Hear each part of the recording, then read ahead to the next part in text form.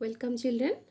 We are discussing the chapter Principle of Inheritance and Variations, Class 12th Biology, Chapter 5. So, we have discussed up to sex determination. Today, we'll be discussing Mendelian disorders. Then, in under Mendelian disorders, we'll discuss about sex-linked inheritance, color blindness, hemophilia, sickle cell anemia, and thalassemia. अभी तक हम क्या क्या पढ़ चुके हैं बच्चों, थोड़ा मैं आपको बता दूं. Introduction to Mendelian's law of inheritance, inheritance of one gene, test cross, law of dominance, law of segregation, incomplete dominance, codominance, multiple allele, inheritance of two genes, that is dihybrid cross, law of independent assortment, chromosomal theory of inheritance, linkage and recombination, sex determination, polygenic inheritance, pleiotropy and mutation. So children, today we are going to discuss Mendelian disorders. इसका introduction पहले हम देंगे, उसके बाद उसका जो कुछ examples है आपके टेक्स्ट बुक में उसके बारे में हम पढ़ेंगे. और चलिए हम अपना डिस्कशन शुरू करते हैं. लेकिन डिस्कशन शुरू करने से पहले मैं इस सेशन का ऑब्जेक्टिव्स क्या है मैं आपको बता दूं. At the end of this session will be able to know that what are Mendelian disorders. You can understand sex-linked inheritance. You can know about hemophilia. You can understand the inheritance of hemophilia. You can know about color blindness, understand the inheritance pattern of color blindness, and you can also understand cause of sickle cell anemia and its inheritance, and you can understand cause of thalassemia and its inheritance. तो बच्चों, ये chapter शुरू करने से पहले हम आपको क्या क्या बता चुके हैं और आप क्या क्या जानते हैं. आप सेक्स क्रोमोसोम एंड ऑटोसोम क्या है उसके बारे में जानते हैं और मेंडेलियन इनहेरिटेंस पैटर्न को अच्छी तरह समझ चुके हैं और आप अच्छी तरह समझ चुके हैं डोमिनेंट एंड रिसेसिव ट्रेट में रिलेशनशिप कैसा होता है एंड रिसेसिव ट्रेट कब एक्सप्रेस होता है ये भी आप समझ चुके हैं. तो चलिए आपके इस नॉलेज के बेसिस पर हम अपना डिस्कशन शुरू करते हैं. तो सबसे पहले हम आपको बताएंगे कि जेनेटिक डिसऑर्डर क्या है और what are the types of genetic disorder. Genetic disorder वो होता है बच्चों जिनमें कि मतलब हमारे जेनेटिक मटेरियल में कोई भी चेंज होने से या फिर कोई म्यूटेशन हो जाने से जो उसका एडवर्स इफेक्ट आता है उसको कहा जाता है जेनेटिक डिसऑर्डर. तो ये जेनेटिक डिसऑर्डर दो तरह के होते हैं, एक है मेंडेलियन डिसऑर्डर, दूसरा है क्रोमोसोमल डिसऑर्डर. तो अभी सबसे पहले हम आज देखेंगे कि मेंडेलियन डिसऑर्डर क्या होता है, उसके बाद हम नेक्स्ट सेशन में पढ़ेंगे क्रोमोसोमल डिसऑर्डर क्या है. तो सबसे पहले हम देखेंगे मेंडेलियन डिसऑर्डर क्या होता है. ये जो डिसऑर्डर है ये mainly mutation in single gene के द्वारा डिटरमाइन होता है. अगर एक जीन में म्यूटेशन हो जाए तो उसका इफेक्ट फिनोटाइपिक कैरेक्टर में दिखाई दे तभी हम मेंडेलियन डिसऑर्डर उसको बोलते हैं. And these disorders are transmitted to the offspring on the line of Mendelian inheritance. इसको मेंडेलियन डिसऑर्डर क्यों कहा जाता है? क्योंकि ये जो कैरेक्टर है या फिर ये जो डिसऑर्डर है ये कैसे ट्रांसमिट होता है? It follows the Mendelian inheritance pattern, that's why it is known as Mendelian disorder. और कुछ कॉमन मेंडेलियन डिसऑर्डर जो आपके टेक्स्ट बुक में है वो है haemophilia, color blindness, then sickle cell anemia, phenylketonuria, thalassemia and cystic fibrosis etc. But cystic fibrosis के details आपके टेक्स्ट बुक में नहीं है, but just remember that cystic fibrosis is also Mendelian disorder. Some Mendelian disorders are autosomal and some are sex linked. यहाँ पर हम दो sex linked disorder के बारे में पढ़ेंगे और बाकी सब ऑटोसोमल डिसऑर्डर के बारे में हम पढ़ेंगे. तो सबसे पहले हम सेक्स लिंक्ड इनहेरिटेंस के बारे में पढ़ेंगे. Sex linked inheritance is the inheritance of A trait that is determined by a gene located on one of the sex chromosome. Sex linked किसको कहा जाता है बच्चों? आप जानते हैं कि X and Y chromosome are there in male, X and Y chromosome, but in female both the chromosomes are X chromosome. ठीक है, तो अगर कोई भी एक X क्रोमोजोम के ऊपर ये जीन लोकेटेड है और इसका इनहेरिटेंस को कहा जाता है सेक्स लिंक्ड इनहेरिटेंस. ठीक है, लेकिन हम वाई क्रोमोजोम में जो होता है उसको हमेशा सेक्स लिंक्ड हम नहीं बोलते हैं. क्यों नहीं बोलते हम आपको बताएंगे. Sex chromosome of some animals and man besides having genes for sex character also possess gene for non sexual character. ऐसा नहीं है कि मान लीजिए एक्स क्रोमोजोम या फिर वाई क्रोमोजोम है तो उसमें सिर्फ सेक्स डिटरमाइन करने के लिए कैरेक्टर नहीं होता, उसके अलावा और भी कुछ कैरेक्टर होते हैं, लेकिन वो एक पर्टिकुलर सेक्स के लिए एप्लीकेबल होता है. ठीक है, तो ऐसा नहीं कि all the genes which are located on the sex chromosome are determining the sexual character only. It can also determine the non sexual or somatic character. Okay, so इस तरह का जो नॉन सेक्सुअल कैरेक्टर है sex chromosome में तो उनको कहा जाता है सेक्स लिंक्ड कैरेक्टर. जो नॉन सेक्सुअल कैरेक्टर है सेक्स क्रोमोजोम में उनको कहा जाता है सेक्स लिंक्ड कैरेक्टर, और जो जीन इनको रेगुलेट करते हैं उनको कहा जाता है सेक्स लिंक्ड जीन्स. ओके, और इनका जो इनहेरिटेंस होता है उसको कहा जाता है sex linked inheritance. Okay, so the sex linked genes are present in both X and Y chromosome. क्योंकि ये दोनों ही सेक्स क्रोमोजोम है तो दोनों में है, but in human the X chromosome is large and contains more number of genes. ये point याद रखना बच्चों. ह्यूमन बीइंग में एक्स क्रोमोजोम वाई क्रोमोजोम से काफ़ी बड़ा होता है और इसमें बहुत ज़्यादा जीन्स होते हैं. इसीलिए sex linked genes in case of human being are also called X linked gene. तो हम सेक्स लिंक जीन में मतलब यहाँ वाई क्रोमोजोम में जो जीन्स है उसके बारे में नहीं पढ़ेंगे.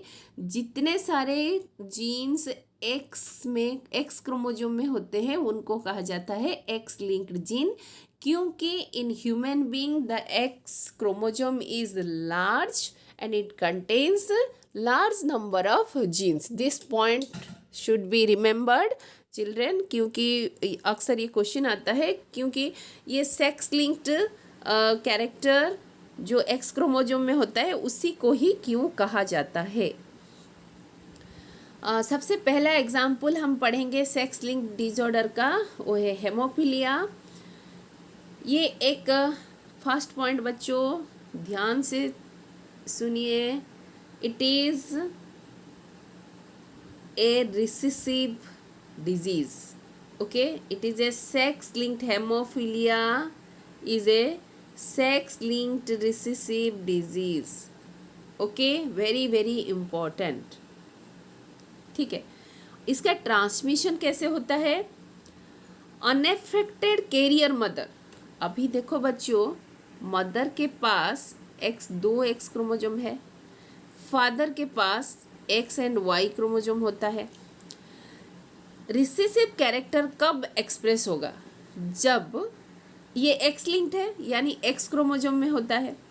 ये जीन का अगर फीमेल में हम इसको एच के द्वारा दिखाएंगे हेमोफीलिया, तो मान लो फीमेल में एक ही एक्स क्रोमोजोम में है, तब क्या ये एक्सप्रेस हो पाएगा? नहीं हो पाएगा, क्योंकि ये रिसेसिव है और जो नॉर्मल एक्स क्रोमोजोम इसका जो नॉर्मल एलील है वो डोमिनेंट है. ठीक है, तो ये जो फीमेल होगा ये फीमेल क्या हो जाएगा? आपका कैरियर मदर हो जाएगा.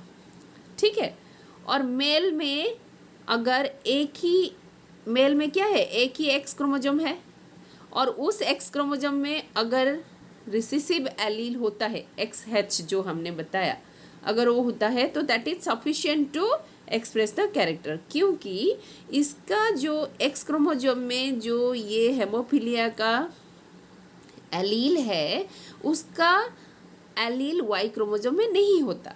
इसीलिए एक्स क्रोमोजोम में अगर रिसेसिव एलील रहता है तो that is sufficient to express the character. ठीक है, तो अभी पहले हम जानेंगे बच्चों कि हेमोफीलिया होता क्या है, उसके बाद हम उसका ट्रांसमिशन के बारे में पढ़ेंगे। Haemophilia is A disorder in which vital factor for clotting of blood is lacking. देखो बच्चों, हमारा जो क्लॉटिंग ऑफ ब्लड होता है ये एक सिंगल स्टेप का प्रोसेस नहीं है, इसमें काफ़ी सारे स्टेप्स होते हैं and there are 13 factors involved in it. Okay, तो अगर इसमें जो वाइटल फैक्टर्स होते हैं क्लॉटिंग का, जो एंजाइम्स होते हैं, ठीक है, उसमें अगर कोई डिसऑर्डर आ जाए, उसमें अगर म्यूटेशन हो जाए तो वो एंजाइम क्या होगा, नॉन फंक्शनल हो जाएगा या फिर सही एंजाइम सिंथेसिस नहीं होगा, तो इसमें क्या होगा, क्लॉटिंग ऑफ ब्लड नहीं हो पाएगा। क्लॉटिंग ऑफ ब्लड जो होता है बच्चों, cascade of reactions are taking place. मतलब जैसे हम कैच कैच खेल रहे हैं, मुझे ए बी को बॉल देगा, बी सी को देगा, सी डी को देगा। मान लो सी में कुछ प्रॉब्लम है and C can not catch the ball, तो अभी क्या होगा, डी तक पहुंच नहीं पाएगा। सो मान लीजिए डी तक पहुंचने के बाद ही खेल ख़त्म होता है, तो अभी खेल ख़त्म नहीं हो पाएगा। तो सिमिलरली ये जो 13 फैक्टर है एक दूसरे को एक्टिवेट करते रहते हैं। अगर उनमें से एक भी फैक्टर इनएक्टिव हो जाए तो वो लास्ट रिएक्शन जो क्लॉटिंग होता है वो काम नहीं हो सकता। ठीक है, सो जिसके वजह से clotting of blood is abnormally delayed and it can B फटल। मान लीजिए कहीं पर कट हो गया तो वहाँ से खून बहने लगेंगे और कंटिन्यूसली अगर कोई लार्ज वेन या फिर लार्ज वेन अगर कट हो गया तो वहाँ से खून कंटिन्यूसली निकलने लगेंगे एंड दैट मे बी फटल। ओके, लेकिन ये ब्लीडिंग को रोका भी तो जा सकता है। आजकल तो बहुत सारे टेक्नोलॉजी डेवलप हो चुका है। Bleeding can be checked by transfusion of entire volume of blood or the clotting factor in concentrated form। अगर clotting factor को हम बॉडी में डालें तो ब्लड क्लॉट हो सकता है या फिर कंप्लीट ब्लड ट्रांसफ्यूजन की ज़रूरत होती है। लेकिन आजकल एंटी हेपारिन दे दिया जाता है ताकि ब्लड क्लॉटिंग हो जाए। और बच्चों ये जो हेमोफिलिक पर्सन होते हैं उनमें ब्लड क्लॉट ना होने की वजह से अगर कोई वुंड होता है तो हील नहीं होता। ठीक है, अच्छा, इसमें बच्चों हेटेरोजाइगस फीमेल मतलब क्या है, मैं यहाँ बता दूँ आपको। फीमेल क्या होता है, XX होता है ना। हेटेरोजाइगस मतलब एक ही एक्स क्रोमोजोम में हेमोफीलिया का रिसेसिव एलील होगा, तो इसको हम बोलेंगे carrier female. Okay, for haemophilia में ट्रांसमिट द डिजीज टू सन। याद रखो बच्चों, ऐसे mother if the female is having one recessive allele, अगर उसमें एक रिसेसिव एलील है तो ये खुद हेमोफिलिक नहीं होगा, खुद को कोई हार्म नहीं होगा, but she can transmit it to the son, ये सन को ट्रांसमिट कर सकती है। ठीक है, and Queen Victoria was a carrier of this disorder, hence had a number of haemophilic descendants. अभी देखो बच्चों, हम क्रॉस करने जाएंगे। पहला क्रॉस हम कर रहे हैं कि एक नॉर्मल वोमेन, आप यहाँ देख सकते हैं कहीं पर भी हमने H नहीं लिखा। H नहीं लिखा मतलब इसमें रिसेसिव एलील नहीं है, लेकिन हम एक हेमोफिलिक मैन ले रहे हैं। एक मैन हेमोफिलिक कब होगा, अगर उसमें एक्स क्रोमोजोम में एक रिसेसिव एलील होगा। ठीक है, अभी when they're allow to interbreed, जब इंटरब्रीड करने के लिए अलाउ किया गया, तो आप देखो नॉर्मल वोमेन जो है it can produce only one type of gamete that is X X, but the man can produce two types of gametes X H Y. ठीक है, उसके बाद आप देखो क्रॉस हमने किया, क्रॉस करने के बाद इस एक्स के साथ अगर एक्स एच मिलता है तो क्या होता है एक्स एक्स एच, ये क्या हो जाएगा कैरियर डॉटर, क्योंकि इसमें दोनों में हैच नहीं है यानी रिसेसिव एलील नहीं है। और recessive allele according to Mendel के हिसाब से रिसेसिव एलील को एक्सप्रेस करने के लिए दोनों एलील रिसेसिव होना चाहिए, लेकिन यहाँ दोनों एलील रिसेसिव नहीं है। ठीक है, ठीक उसी तरह इस एक्स क्रोमोजोम के साथ इसको अगर करते हैं तो again the female will be there और वो फीमेल भी कैरियर हो जाएगा। और यहाँ हम देखेंगे मेल दोनों, क्योंकि इसका दोनों एक्स क्रोमोजोम नॉर्मल है तो दोनों ही मेल इसका क्या हो जाएंगे नॉर्मल सन्स हो गए। तो ये हो गया बच्चों F1 प्रोजेनी, मतलब फर्स्ट जनरेशन में अगर एक नॉर्मल वोमेन एक हेमोफिलिक मैन से मैरी करता है तो उसके बच्चों का जो आई मीन द अफेक्टेड बच्चे होंगे कितने होंगे, कोई भी नहीं होंगे। बट याद रखो बच्चों उनके जितने सारे डॉटर्स होंगे सारे कैरियर होंगे। ठीक है, अभी आगे चलते हैं हम। अभी हम क्या ले रहे हैं इसको हम देखो बच्चों यही सेम क्रॉस है, यहाँ पूरी तरह हमने क्रॉस को बॉक्स करके हमने दिखाया है। तो अभी बच्चों हम क्या कर रहे हैं, ये था फर्स्ट स्टेप हमारा, ये देखो नॉर्मल फीमेल के साथ हेमोफिलिक मेल हमने लिया, तो उसमें से हमको जितने डॉटर मिले सारे क्या मिले कैरियर, और इसमें हमको कैरियर फीमेल मिले। ठीक है, हम इस कैरियर फीमेल को लेकर अगर एक नॉर्मल मेल के साथ ब्रीडिंग कराते हैं, ठीक है, ये है कैरियर फीमेल, ये है नॉर्मल मेल। ठीक है, ये था फर्स्ट जनरेशन, ये पहला जनरेशन था। अभी नेक्स्ट जनरेशन में इसी डॉटर को कैरियर डॉटर को अगर हम नॉर्मल मेल के साथ क्रॉस ब्रीड कराते हैं तो इसमें क्या होगा बच्चों, देखो फीमेल जो है ये फीमेल क्या होगा, this will be X H, देखो इसमें से एक एक्स एच आया, इसमें से एक्स आया, तो क्या हो गया एक्स एच एक्स हो गया। ठीक है, और दूसरा फीमेल जो है वो नॉर्मल हो जाएगी, दूसरा फीमेल नॉर्मल हो जाएगी। ठीक है, अभी देखो बच्चों हम क्या करेंगे, इसको मेल जो होगा, अभी जो मेल होगा वो क्या होगा मैं आपको बताती हूँ। थोड़ा बैक जा रही हूँ मैं, हटा दूँ ये सारे क्रॉस, अदरवाइज आपको कंफ्यूजन होगा। अभी देखो मेल का क्या होगा, जो एक्स एच के साथ ये वाई क्रोमोजोम आएगा तो मेल क्या हो जाएगा, male will be X H Y. तो अभी देखो बच्चों क्या हो रहा है, mother was carrier, mother carrier था, नॉर्मल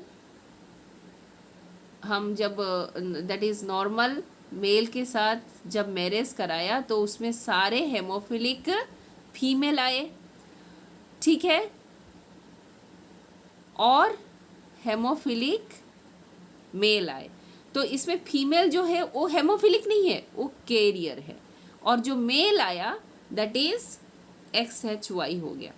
तो यहाँ पर एक चीज़ आपको ध्यान रखना है बच्चों, यहाँ क्या हो रहा है, मदर से कैरेक्टर फादर से किसके पास आता है, ग्रैंड सन के पास आता है, to the grandson, okay, to the grandson के पास आता है थ्रू डॉटर, फादर से डॉटर के पास, लेकिन daughter will be carrier, but daughter का जो सन होगा वो हो जाएगा हेमोफिलिक। तो यहाँ पर क्या हो रहा है बच्चों, ये कैरेक्टर जो है that is skipped in one generation, एक जनरेशन इस जनरेशन में वो स्किप हो गया, और इसको क्या कहा जाता है? Chris cross inheritance. आप ध्यान से देखो, ये जो कैरेक्टर है बच्चों हमने जो लिया था, इससे पहला वाला स्लाइड में मैं जाऊंगी, ये सारे क्रॉस को हटा देती हूँ मैं ताकि आपको अच्छे से समझ में आ गया। देखो बच्चों, जब नॉर्मल फीमेल हेमोफिलिक मेल से मैरिज किया तो उसका जो मेल हुआ नॉर्मल हुआ, फीमेल भी नॉर्मल हुआ, लेकिन फीमेल कैरियर हुए। इस फीमेल के साथ हम अगर नॉर्मल मेल को मैरिज कर दिया जाए तो इसमें क्या होगा? Female will again be carrier, but जो मेल है वो XHY होगा। तो इसका मतलब क्या है? ये जो जनरेशन था फर्स्ट जनरेशन, उस जनरेशन में ये स्किप कर गया, ठीक है, एंड सेकेंड जनरेशन में ये दिखाई दिया फिर से। तो इसको कहा जाता है क्रिस क्रॉस इनहेरिटेंस और स्किप जनरेशन इनहेरिटेंस। ठीक है बच्चों, what is criss cross inheritance? When the transmission of a character is skipped in one generation and again appeared in the next generation, then that is known as criss-cross inheritance। बच्चों हम यहाँ समझा रहे हैं, लेकिन आप खुद से अगर ये क्रॉस करेंगे तो आपको बहुत अच्छे से समझ में आएगा। अभी हम दूसरा सेक्स लिंक्ड डिसऑर्डर पढ़ेंगे जो कि है कलर ब्लाइंडनेस। ये भी एक सेक्स लिंक्ड रिसेसिव डिसऑर्डर है बच्चों, this point you have to remember. और ये क्यों होता है? It is caused due to defect in either red or green cones of eye में आपको पता है cone cells and rod cells are there, and cone cell का डिफरेंट कलर्स होते हैं, और उसमें अगर रेड या फिर ग्रीन कोन प्रोड्यूस करने वाला जो जीन है अगर वो डिफेक्टिव हो जाए तब क्या होता है? The person can not discriminate between red and green. Red कौन सा ग्रीन कौन सा उसको पता नहीं चलता, and this is called colour blindness. So ये क्यों होता है? क्योंकि ये जो कोन सेल है, कोन सेल को जो एक्सप्रेस करता है that is located on X chromosome and it is a recessive trait. और अगर इसमें डिफेक्ट आ जाए तो क्या होगा? The person will be colour blind and the normal gene is dominant. याद रखो बच्चों, यहाँ पर भी हम ऐसे ही लिखेंगे XC मान लो है तो X इज नॉर्मल, तो normal allele is dominant over the recessive allele. So female में ये कैरेक्टर जब दोनों रिसेसिव होंगे तभी दिखाई देगा, अदरवाइज दिखाई नहीं देगा। तो बच्चों like haemophilia, the colour blindness also, the occurrence of color blindness is also more likely to be present in male because male में एक ही X क्रोमोसोम होता है, और उस क्रोमोसोम में अगर रिसेसिव एलील हुआ तो that will be sufficient to express the disorder. ठीक है, तो देखो बच्चों, in human population about 8% male are colour blindness, whereas about 0.4% female suffer from this defect. ये डिफेक्ट्स होता है ओनली 0.4%, मतलब फीमेल में इसका चांस बहुत कम है। तो ये जो क्रॉस है बच्चों, ये क्रॉस सिमिलर टू हेमोफीलिया, फिर भी मैं एक बार आपको बताना चाहूँगी। तो ये है normal female, it is colour blind male. इसमें जो फर्स्ट जनरेशन में जो बच्चे आएंगे उसमें carrier female and normal male, तो यहाँ पर भी स्किप हो गया। ठीक है, so this is criss cross inheritance. तो अभी हम ये कैरियर फीमेल को नॉर्मल मेल के साथ अगर क्रॉस ब्रीड कराएंगे तो देखो बच्चों कितने आते हैं आपका। उसमें जो फीमेल है, जो डॉटर है, 50% of the daughter will be carrier, 50% of the daughter will be normal. और सन में क्या होगा? 50% of the son will be normal and 50% of the son will be colour blind. Okay, तो यहाँ पर क्या हुआ बच्चों? फादर से ग्रैंड सन तक आया, फादर से ग्रैंड सन तक आया, बट किसके थ्रू आया? Through the carrier female, through the carrier daughter. ठीक है, देखो बच्चों ये किस तरह ट्रांसमिट हो रहा है, मैं आपको फिर से बता रही हूँ। मेल में था, daughter becomes carrier, daughter carrier हुआ और उसने ट्रांसमिट कर दिया सन को, अपने सन को, मतलब ग्रैंडफादर से ग्रैंड सन तक आया थ्रू द कैरियर फीमेल। लेकिन इस जनरेशन में ये स्किप हो गया, so it is Chris cross inheritance. तो हेमोफीलिया का भी यही ट्रांसमिशन होता है बच्चों। This is the more clear picture. और आप हेमोफीलिया जब ले रहे हो तो एक्स के ऊपर एच डाल सकते हो। ठीक है, नेक्स्ट डिसऑर्डर हम पढ़ेंगे बच्चों सिकल सेल एनीमिया। लेकिन sickle cell anaemia is autosome linked recessive disorder, यानी ये एक्स या वाई क्रोमोजोम में नहीं होता, कोई दूसरे क्रोमोजोम में होता है, जो कि सोमाटिक कैरेक्टर को एक्सप्रेस करते हैं। Okay, so it can be transmitted from parent to the offspring when both the parents are carrier. ये बहुत ही जरूरी है बच्चों, याद रखना है। यहाँ देखो जो है आपका HbA is the normal allele and HbS is the sickle cell allele. Okay, लेकिन एक बच्चे को अगर है सिकल सेल एनीमिया होना है, ठीक है, जस्ट ए मिनट, एक बच्चे को सिकल सेल एनीमिया होने के लिए क्या चाहिए? दोनों पेरेंट्स से एक एक HbS आना चाहिए।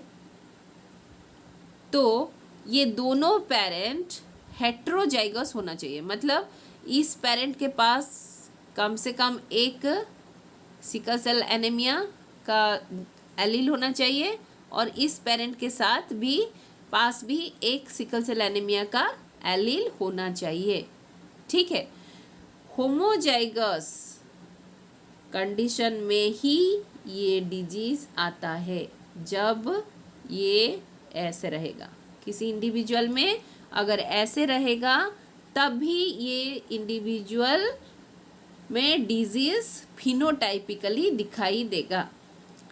ठीक है, देखो यहाँ पर इस पॉइंट पे हमने दिखाया है। सो अगर दोनों एलील, तो दोनों एलील एक इंडिविजुअल के पास आने के लिए क्या होना चाहिए? दोनों पेरेंट्स से एक एक आएगा, तभी जाकर बच्चे के पास ये होगा।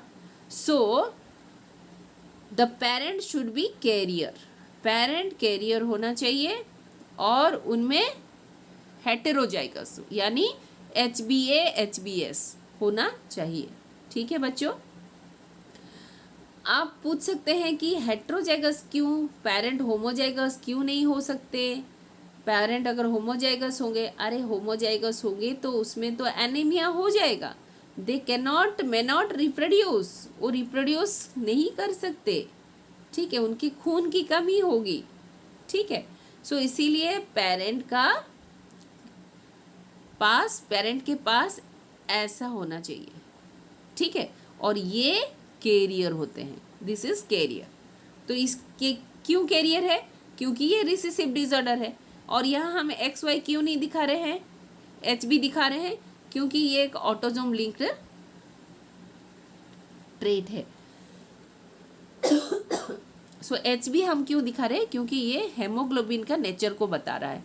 तो चलिए इसके बारे में हम पूरा डिटेल्स में पढ़ेंगे। तो ये सिकल सेल एनीमिया होता क्या है? देखो बच्चों, ये जो पिक्चर है हम दिखा रहे हैं, इस पिक्चर में आप जो RBC देख रहे हो ये है normal shape of the RBC। ठीक है, ये नॉर्मल शेप कब होता है? जब RBC में you know that in RBC haemoglobin is present. और हेमोग्लोबिन में क्या होता है बच्चों? 2 alpha chain and 2 beta chain होता है। ठीक है, beta globin and alpha globin होता है। तो ये जो ग्लोबिन चेन की वजह से इसका जो नॉर्मल शेप होता है, और ये ग्लोबिन प्रोटीन जो है बच्चों, ग्लोबिन प्रोटीन का जो सीक्वेंस है ये होता है नॉर्मल ग्लोबिन प्रोटीन। ठीक है, बीटा ग्लोबिन प्रोटीन का हम बीटा ग्लोबिन खास करके यहाँ पढ़ रहे हैं, क्योंकि बीटा ग्लोबिन में म्यूटेशन होने से ही ये सिकल सेल एनीमिया होता है, सिकल सेप्ड आरबीसी हो जाते हैं।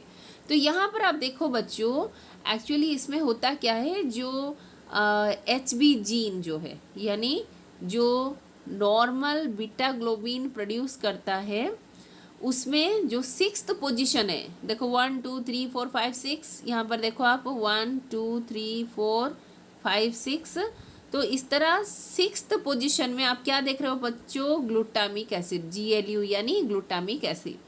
ठीक है, ये एक प्रोटीन चेन है और इसमें इस 6th पोजीशन में ग्लूटामिक एसिड होता है नॉर्मल बीटा ग्लोबिन चेन में। ये क्यों होता है, क्योंकि आपको पता है कि DNA RNA बनाता है और RNA प्रोटीन बनाता है। तो देखो ये जो DNA है यानी जो जीन है, उस जीन में 6th पोजीशन में क्या है, CTC, तो उसका जो दूसरा स्ट्रैंड होगा DNA का, उसमें क्या होगा, C के साथ G, T के साथ A और C के साथ G का पेयर होता है, सो ये GAG हो गया। अभी इससे जो mRNA बनेगा वो क्या होगा, that will be complementary to CTC, CTC के साथ कम्प्लीमेंटरी है, तो ये हो गया GAG। GAG क्या बनाता है, किस एमिनो एसिड के लिए कोड है, ये ग्लूटामिक एसिड। ये कोडिंग क्या है बच्चों, नेक्स्ट चैप्टर में हम डिटेल्स में पढ़ेंगे। तो GAG अगर होता है तो ये ग्लूटामिक एसिड बनाता है, और ये this is the correct sequence of amino acid in beta globin protein. 6th position में ग्लूटामिक एसिड होना चाहिए, और बाकी प्रोटीन भी जैसे दिया है सीक्वेंस ऐसे ही होना चाहिए।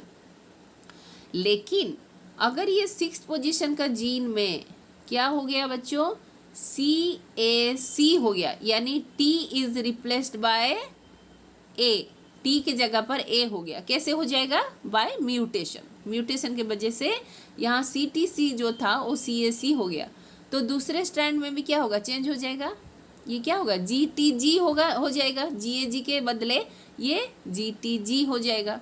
और mRNA जो है that is complementary to CAC के साथ ये कम्प्लीमेंटरी है, तो ये क्या हो जाएगा, GUG।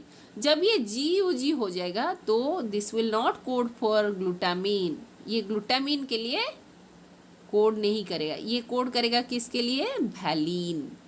तो बच्चों ये प्रोटीन का जो चेन था, नॉर्मल सीक्वेंस था, उसमें चेंज हो गया, glutamic acid is replaced by valine at the 6th position of beta globin chain. याद रखो बच्चों, हेमोग्लोबिन में 2 beta globin and 2 alpha globin होता है।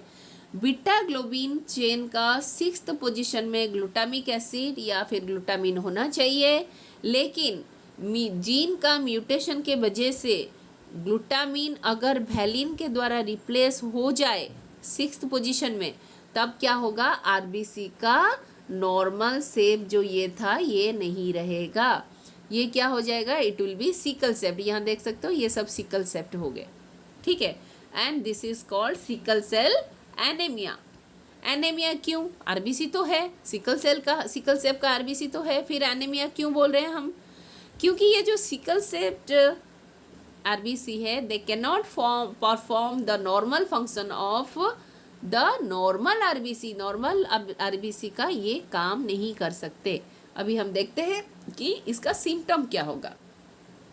देखो अभी देखो, जो रेड ब्लड सेल था नॉर्मल शेप का था वो अभी रिजिड हो जाएगा एंड शेप्ड लाइक क्रिजेंट मून। आप यहाँ देख रहे हो क्रिजेंट मून शेप का कितने सारे ब्लड सेल है, कुछ नॉर्मल है और कुछ क्रिजेंट मून शेप हो गए।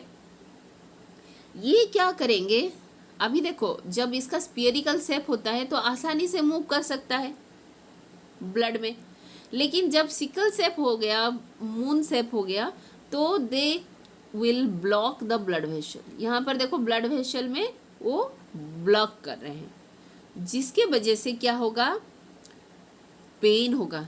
अगर ब्लड जम जाएगा तो पेन होगा। उसके साथ साथ ये ब्लड देखो, इस ब्लड वेसल से जहाँ ब्लड जाना चाहिए, मतलब जिस टिश्यू को ब्लड जाना चाहिए, हेमोग्लोबिन कैरिंग ऑक्सीजन, तो जो नॉर्मल हेमोग्लोबिन वहाँ तक नहीं पहुँच पाएगा, तो उस टिश्यू को सफिशिएंट ऑक्सीजन नहीं मिलेगा, जिसके वजह से उस ऑर्गन में डैमेज होना धीरे धीरे शुरू हो जाएगा। ठीक है। And when these are get trapped in the spleen, ये जाकर जब स्प्लीन में ट्रैप हो जाएंगे तब ये डिस्ट्रॉय हो जाएंगे। ठीक है बच्चों, शैल आई रिपीट? मैं रिपीट कर रही हूँ। देखो, जब नॉर्मल शेप होता है आरबीसी का, स्फेरिकल होता है, तो they will roll, they can move in the blood stream very easily और अच्छे से फ्लो हो पाएगा। लेकिन जब ये क्रिजेंट शेप हो जाएगा तो वो जाकर ब्लड वेसल को ब्लॉक कर देंगे, ताकि जो नॉर्मल आरबीसी जो कि ऑक्सीजन कैरी कर रहा है वो टिश्यू तक नहीं पहुंच पाएगा और धीरे धीरे वो टिश्यू डैमेज होने लगेगा। ठीक है। सो ये जो लॉस्ट, ये क्या होगा, जाकर जम जाएगा आपका किस में, अगर स्प्लीन में जम गया तो दैट विल गेट डिस्ट्रॉय। ठीक है। और ये जो डिस्ट्रॉय हो रहा है, जो आरबीसी डिस्ट्रॉय होने के वजह से क्या होगा, आपका खून की कमी आ जाएगा। ये देखो, नॉर्मल जो आरबीसी है उसका लाइफ स्पैन कितना है, 120 डेज। तो ये टिश्यू तक पहुंच नहीं पा रहा है, तो जब टिश्यू तक पहुंच नहीं पाएगा तो ये क्या हो सकता है, ये स्प्लीन में जा सकता है और डिस्ट्रॉय हो सकता है। लेकिन ये उतने अमाउंट में आरबीसी प्रोड्यूस नहीं हो पा रहा है, तो that will lead to deficiency of blood, और उसको कहा जाता है एनीमिया। ये एनीमिया क्यों होता है, because of the sickle shaped RBC, so it is called sickle cell anaemia. Okay बच्चों, लेकिन ये सिकल सेल एनीमिया का और एक एडवांटेज है बच्चों, जब हेट्रोजाइगस कंडीशन में कोई इंडिविजुअल सिकल सेल एनीमिया होता है तो उसमें क्या होता है, नॉर्मल आरबीसी भी प्रोड्यूस होता है और सिकल सेल आरबीसी भी प्रोड्यूस होता है, तो उनको कभी मलेरिया नहीं होता। ठीक है, ये एक एडवांटेज है उनके लिए। लेकिन ये डिसऑर्डर होना एक बहुत बड़ा डिसएडवांटेज है, क्योंकि ये धीरे धीरे ऑर्गन को खराब करने लगता है।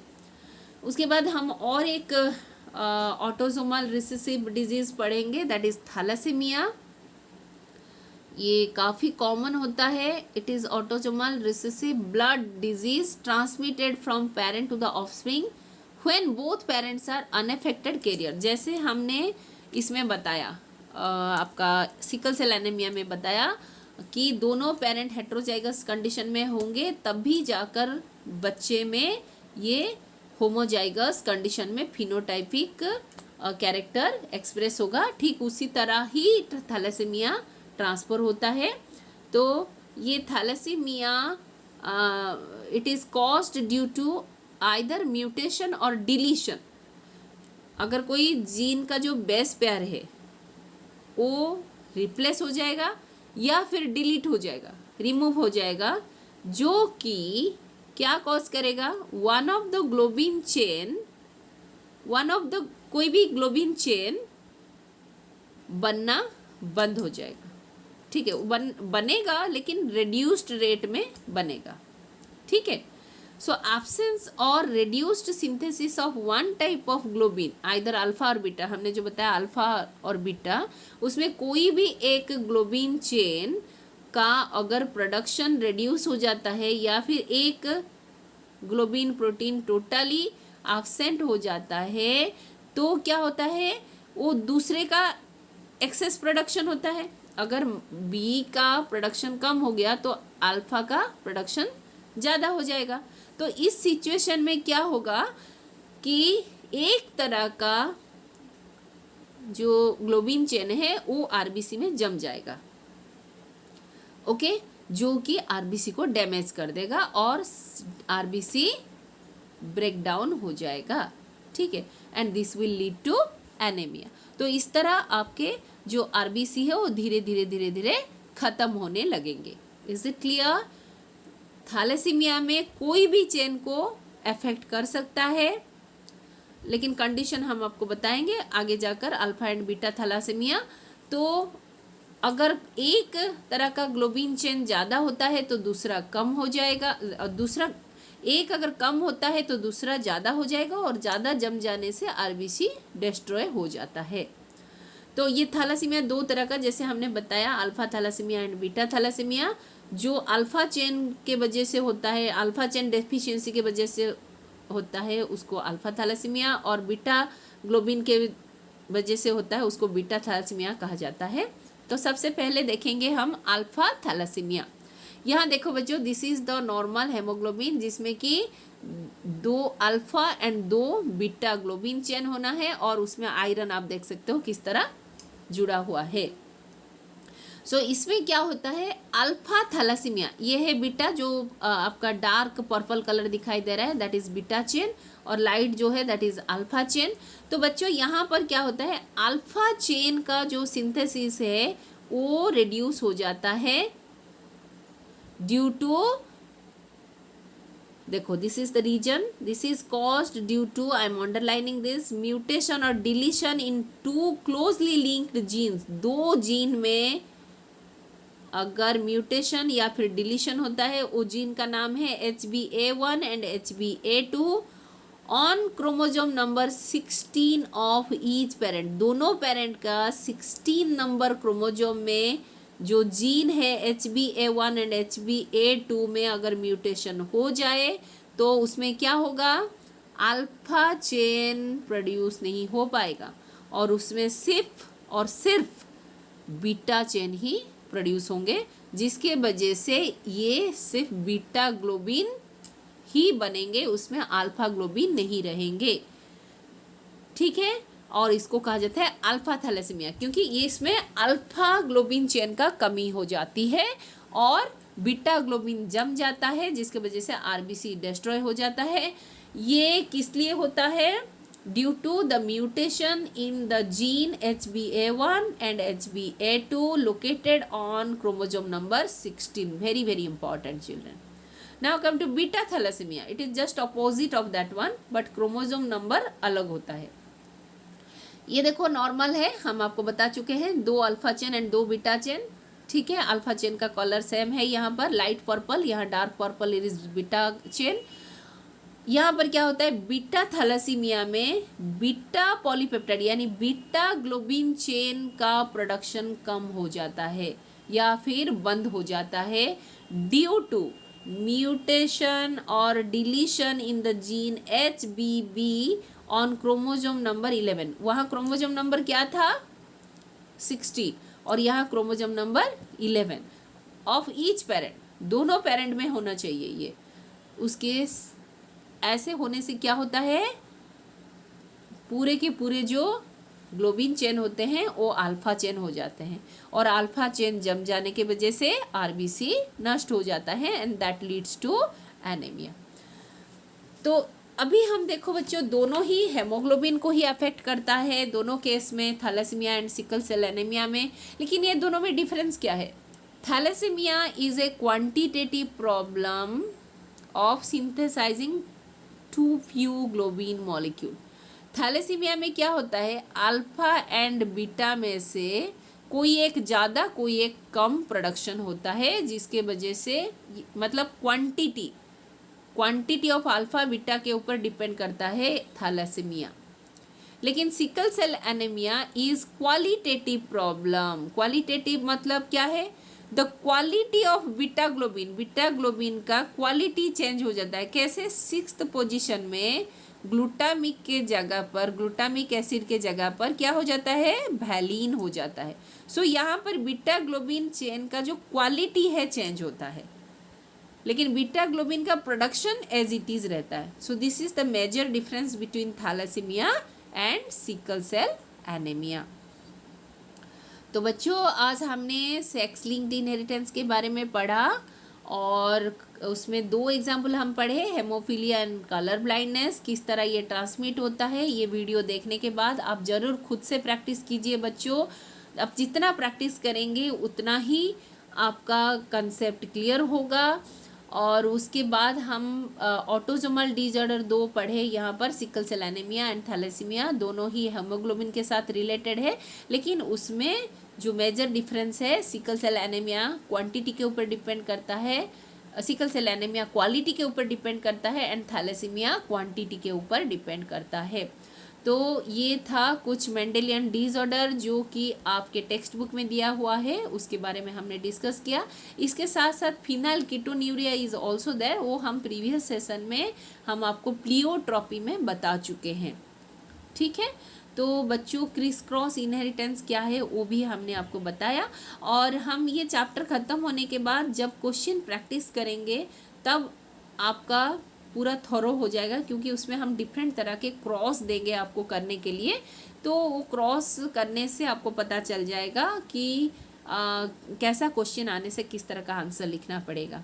तो बच्चों नेक्स्ट सेशन में हम पढ़ेंगे क्रोमोसोमल डिसऑर्डर, उसमें हम पढ़ेंगे euploidy, aneuploidy, Down syndrome, Klinefelter syndrome, Turner's syndrome.